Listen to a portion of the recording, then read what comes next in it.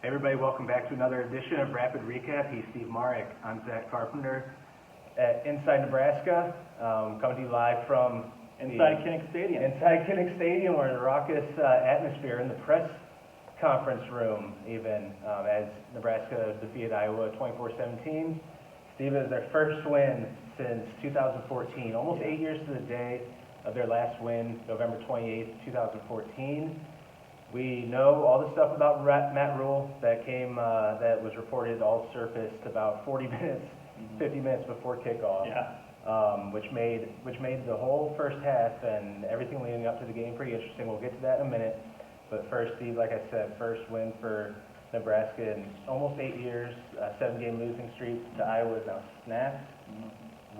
Just take it away. Tell us whatever.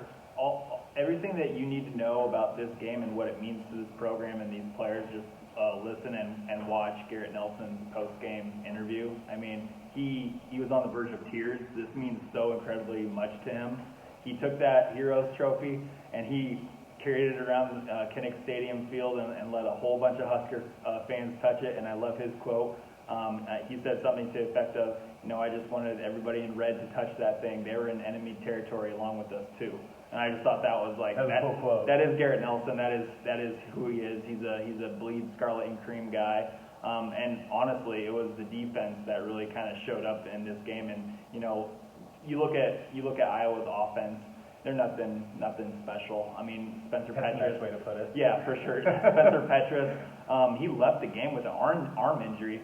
Quentin Newsome, the starting corner, went on a cat blitz strip sack for Quentin Newsome, his third career sack. And Spencer Petras left the game and had an arm in a sling. And, it was just Nebraska's offense outgained in total yards, 329 to 274 in total yards. So obviously there was some good things on the defensive side and good things on the offensive side. Casey Thompson, he had a heck of a game. He was 20 of 30 for 278 yards, 3 touchdowns, and most importantly, no interceptions. So that's awesome. Nebraska, again, the rushing attack only netted 51 yards. But honestly, Casey Thompson had it rolling against a pretty elite defense that came in with, I think they were first in the nation in yards per attempt for Iowa's defense. And after the game, Mickey Joseph talked about it, Casey Thompson talked about it, Trey Palmer talked about it. They liked Nebraska's matchup with their running backs against Iowa's defensive backs. And that's saying a lot because Riley Moss is on the other side of there. Cooper DeJean is on the other side of there at the other corner. Now, Cooper DeJean, give credit to Marcus Washington. His first quarter block on a screen pass to Trey Palmer knocked Cooper DeJean out of the game, and he did not re-enter the game. So that was Nebraska got 3 quarters to play without Cooper DeJean, one of the most versatile, best defenders in the country, in my humble opinion. So there was just a lot of really big plays from the Huskers today that didn't really happen all season, but they happened in this game, in this rivalry game, and at the end of it, Garrett Nelson was toting around that Heroes Trophy. It was really a wild, fun, crazy scene. I've never really experienced it after the game.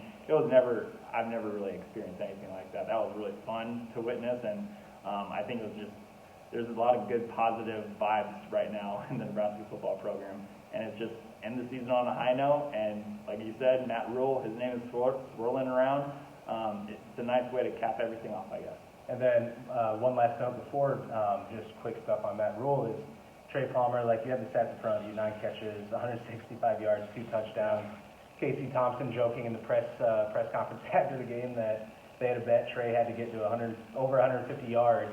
We don't know what was on the line in the bet, but all we know is that Trey got the better of Casey in that bet, and he talked about the chemistry that they had at Texas. Casey had the same type of chemistry with Xavier Worthy. Yeah. He got that with Trey Palmer. And Trey, he broke the single season, I don't know if we mentioned that he broke the single season receiving yards record at Nebraska that was held by Stanley Morgan, I believe, is 1,000. We could get the exact number, 1,016.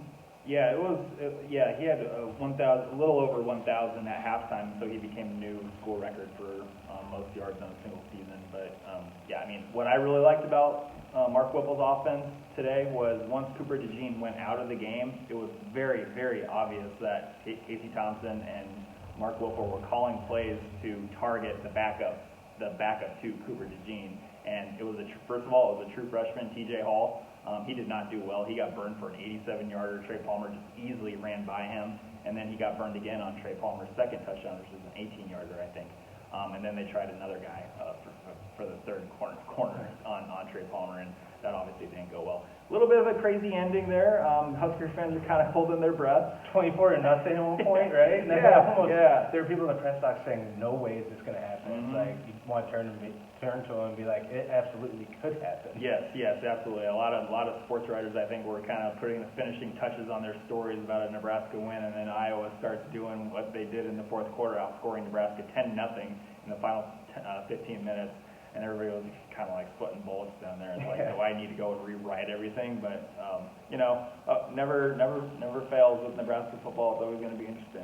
And after the game, post-game press conferences, you talked about Garrett Nelson, talked about Casey Thompson, Trey Palmer. Both Mickey and Casey were asked sort of bigger picture questions, their futures going forward.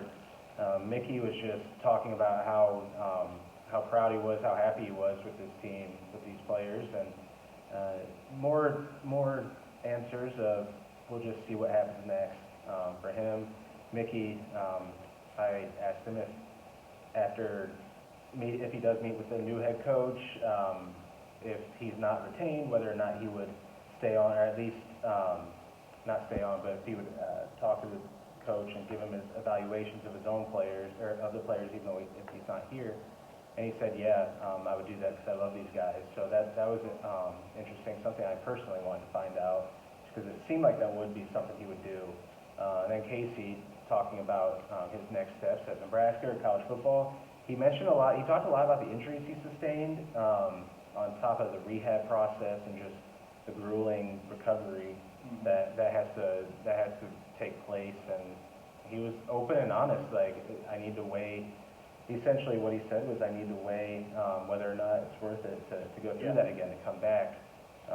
Among the other many different factors of his decision, he said he's going to need to meet with the new head coach, and then he said in a couple of weeks, I'll make my decision in a couple of weeks, and we'll go from there. Yeah, and along with Casey Thompson talking about wanting to rest his body, we all know it's been a very physical season for Casey Thompson on the injury front, just because of the offensive line in front of him has kind of been very, very shaky in pass protection. And did you hear him say he was playing through a slap injury? Yeah. So I had to Google the slap injury, and it's a superior labrum anterior and posterior injury, just something with the labrum back there. So I mean, he said he's been playing with that since like the Oklahoma game. On top of like 7 other injuries he didn't mention that earlier in the season a few weeks ago. No, he kept that one quiet from everybody. There's at least 7 or 8 that he's bad. And he couldn't feel his fingers after the Illinois game. All after last season in Texas, where he played the last 3 games. The dislocated thumb, I think, on his throwing hand against when he slapped it against the Oklahoma helmet. So been a rough ride for Casey Thompson's right arm and right hand. Yep. Long ride for everybody this season. All the Huskers going through this season, finished 4-8.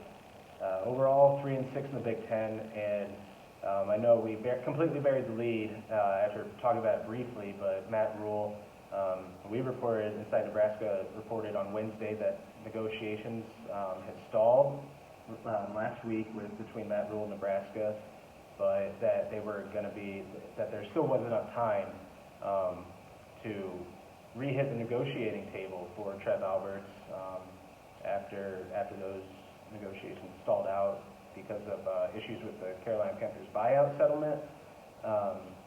But on Wednesday we reported that there was, like I said, still going to be enough time, and over the last couple of days, reports have been trickling out that Matt Rule is trending toward, to say it safely, I guess, trending toward becoming the next head coach of the Huskers. The national report started surfacing, like I said, 45, 50 minutes before kickoff, which sort of clouded the beginning of this game, and then Nebraska got out to that 17-0 lead. It was like, oh, this is a fun game to watch again. Yeah. But what the future holds with Matt Rule, we don't know when an official announcement would come. We don't know when an official press conference would happen to introduce him as the new head coach. The deal that isn't even finalized yet. They're close to finalizing the deal. Multiple sources confirmed that to us, that they're inching closer. So it feels like we're on like the 2-yard line instead of the 5 or 10-yard line of the deal, but it still needs to be completely finalized.